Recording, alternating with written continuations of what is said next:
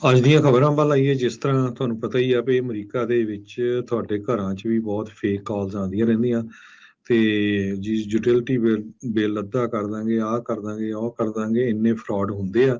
ਅੱਜ ਕੈਲੀਫੋਰਨੀਆ ਦੇ ਵਿੱਚ ਇੱਕ ਸੈਂਟਾ ਕਰੂਜ਼ ਏਰੀਏ 'ਚ ਨਵਾਂ ਫਰਾਡ ਪੁਲਿਸ ਨੇ ਜਿਹੜਾ ਆ ਉਹ ਫਰਾਡ ਬਾਰੇ ਦੱਸਿਆ ਆ। ਕਹਿੰਦੇ ਵੀ 19 ਸਾਲਾਂ ਦਾ ਨੌਜਵਾਨ ਮੁੰਡਾ ਜੋ ਨਾਰਦਰਨ ਕੈਲੀਫੋਰਨੀਆ ਦਾ ਸ਼ਹਿਰ ਹੈਗਾ ਸੈਂਟਾ ਕਰੂਜ਼, ਉੱਥੇ ਬੀਚ ਤੇ ਲੋਕ ਬਹੁਤ ਤੁਰਨ ਫਿਰਨ ਜਾਂਦੇ ਹੈਗੇ ਆ, ਸਾਰਿਆਂ ਨੂੰ ਪਤਾ ਹੀ ਆ।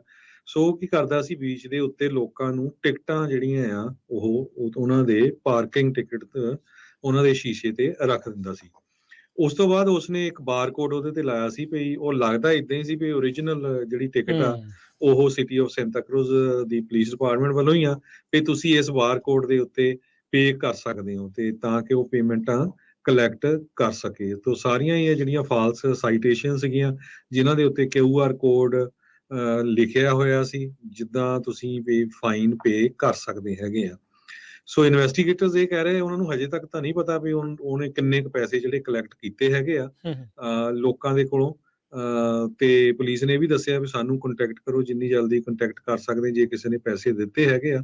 ਪਰ ਪੁਲਿਸ ਨੇ ਪਿਛਲੇ ਸ਼ੁੱਕਰਵਾਰ ਵੀਰਵਾਰ ਨੂੰ ਉਸ ਨੂੰ ਅਰੈਸਟ ਕਰ ਲਿਆ ਆ ਤੇ ਉਹਦੇ ਉੱਤੇ ਅਨਲਾਫੁਲ ਯੂਜ਼ ਆਫ ਕੰਪਿਊਟਰ ਸਿਸਟਮ ਤੇ ਅਟੈਂਪਟਡ ਫਰਾਡ ਦੇ ਚਾਰजेस ਲਾਏ ਹੈਗੇ ਆ। ਪਰ ਉਹ ਹਜੇ ਤੱਕ ਤਾਂ ਇਹ ਕਹਿ ਰਿਹਾ ਵੀ ਮੈਨੂੰ ਕੋਈ ਪੇਮੈਂਟ ਨਹੀਂ ਮਿਲੀ ਹੈਗੀ, ਪਰ ਇਹ ਮੰਨ ਗਿਆ ਵੀ ਟਿਕਟਾਂ ਮੈਂ ਹੀ ਜਿਹੜੀਆਂ ਆ ਉਹ ਤੇ ਰੱਖੀਆਂ ਸੀਗੀਆਂ ਸਾਰਿਆਂ ਦੇ। ਤੇ ਸੈਂਟਾ ਕਰੂਜ਼ ਸਾਰਿਆਂ ਨੂੰ ਪਤਾ ਹੀ ਆ ਵੀ ਸੈਨ ਫਰਾਂਸਿਸਕੋ ਤੋਂ 55 ਕੁ ਮੀਲ ਦੀ ਦੂਰੀ ਤੇ ਹੈਗਾ ਆ। ਬਹੁਤ ਮਸ਼ਹੂਰ ਥਾਂ ਆ, ਕੋਸਟਲ ਇਲਾਕਾ ਆ, ਕੋਸਟਲ ਸ਼ਹਿਰ ਆ।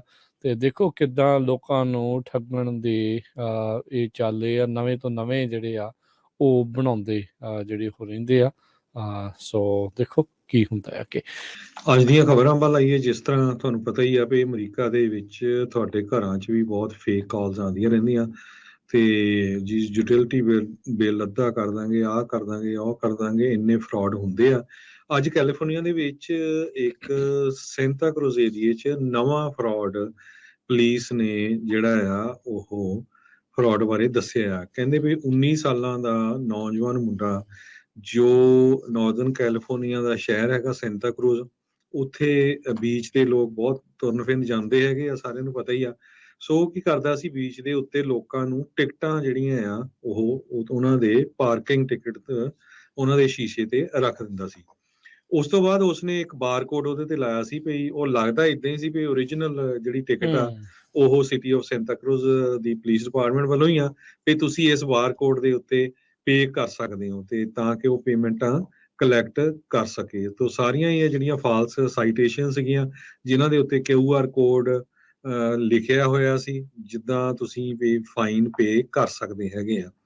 ਸੋ ਇਨਵੈਸਟੀਗੇਟਰਸ ਇਹ ਕਹਿ ਰਹੇ ਉਹਨਾਂ ਨੂੰ ਹਜੇ ਤੱਕ ਤਾਂ ਨਹੀਂ ਪਤਾ ਵੀ ਉਹਨੇ ਕਿੰਨੇ ਕੁ ਪੈਸੇ ਜਿਹੜੇ ਕਲੈਕਟ ਕੀਤੇ ਹੈਗੇ ਆ ਹੂੰ, ਹੂੰ। ਲੋਕਾਂ ਦੇ ਕੋਲੋਂ।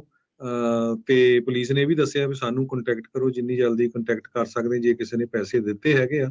ਪਰ ਪੁਲਿਸ ਨੇ ਪਿਛਲੇ ਸ਼ੁੱਕਰਵਾਰ ਵੀਰਵਾਰ ਨੂੰ ਉਸ ਨੂੰ ਅਰੈਸਟ ਕਰ ਲਿਆ ਆ ਤੇ ਉਹਦੇ ਉੱਤੇ ਅਨਲਾਫੁਲ ਯੂਜ਼ ਆਫ ਕੰਪਿਊਟਰ ਸਿਸਟਮ ਤੇ ਅਟੈਂਪਟਡ ਫਰਾਡ ਦੇ ਚਾਰजेस ਲਾਏ ਹੈਗੇ ਆ। ਪਰ ਉਹ ਹਜੇ ਤੱਕ ਤਾਂ ਇਹ ਕਹਿ ਰਿਹਾ ਵੀ ਮੈਨੂੰ ਕੋਈ ਪੇਮੈਂਟ ਨਹੀਂ ਮਿਲੀ ਹੈਗੀ, ਪਰ ਇਹ ਮੰਨ ਗਿਆ ਵੀ ਟਿਕਟਾਂ ਮੈਂ ਹੀ ਜਿਹੜੀਆਂ ਆ ਉਹ ਤੇ ਰੱਖੀਆਂ ਸੀਗੀਆਂ ਸਾਰਿਆਂ ਦੇ। ਤੇ ਸੈਂਟਾ ਕਰੂਜ਼ ਸਾਰਿਆਂ ਨੂੰ ਪਤਾ ਹੀ ਆ ਵੀ ਸੈਨ ਫਰਾਂਸਿਸਕੋ ਤੋਂ 55 ਕੁ ਮੀਲ ਦੀ ਦੂਰੀ ਤੇ ਹੈਗਾ ਆ। ਬਹੁਤ ਮਸ਼ਹੂਰ ਥਾਂ ਆ, ਕੋਸਟਲ ਇਲਾਕਾ ਆ, ਕੋਸਟਲ ਸ਼ਹਿਰ ਆ। ਤੇ ਦੇਖੋ ਕਿੱਦਾਂ ਲੋਕਾਂ ਨੂੰ ਠੱਗਣ ਦੇ ਇਹ ਚਾਲੇ ਆ, ਨਵੇਂ ਤੋਂ ਨਵੇਂ ਜਿਹੜੇ ਆ ਉਹ ਬਣਾਉਂਦੇ ਜਿਹੜੇ ਉਹ ਰਹਿੰਦੇ ਆ। ਸੋ ਦੇਖੋ ਕੀ ਹੁੰਦਾ ਹੈ ਕਿ